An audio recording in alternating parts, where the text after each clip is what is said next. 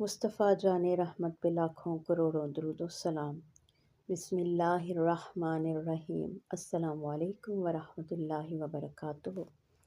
میری پیاری ضیاء القرآن فیملی، اللہ کرے آپ سب ایمان، علم اور محبت قرآن کے نور میں روشن ہوں۔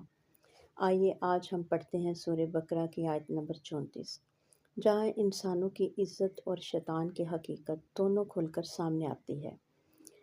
سورہ مبارکہ، اس کا ترجمہ۔ اور جب ہم نے فرشتوں سے کہا کہ آدم کو سجدہ کرو تو سب نے سجدہ کیا مگر ابلیس نے انکار کیا، تکبر کیا اور وہ کافروں میں سے ہو گیا۔ استغفر اللہ۔ تفسیر: یہ سجدہ عبادت کا نہیں بلکہ عزت و احترام کا تھا۔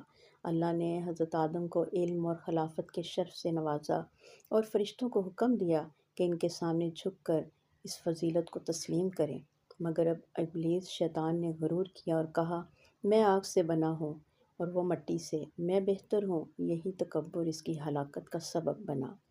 اللہ تعالیٰ نے اسی لمحے اسے اپنی بارگاہ سے دور کر دیا اور قیامت تک کے لیے وہ انسان کا کھلا دشمن بن گیا۔ استغفر اللہ۔ تکبر سب سے پہلی نافرمانی تھی۔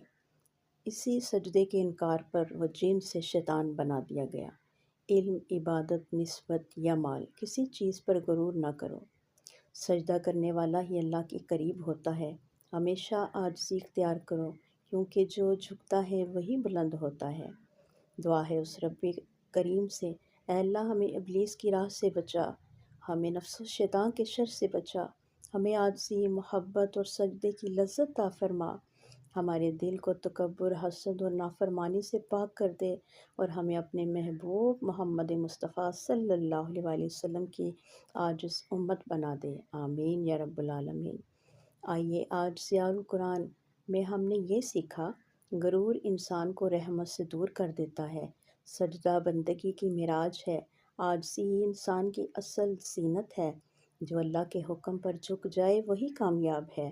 انشاءاللہ اگلی آیت نمبر 35 میں ہم پڑھیں گے کہ اللہ تعالیٰ نے حضرت آدم اور حضرت حوا کو جنت میں کس طرح نعمتیں عطا فرمائی اور آزمائش کا آغاز کیسے ہوا۔ اللہ ہمیں ان آیات سے سبق لینے اور اپنی زندگی میں قرآن کو نافذ کرنے کی توفیق دے، آمین یا رب العالمین۔ آئیے قرآن سے اپنے دلوں کو روشن کریں، آمین۔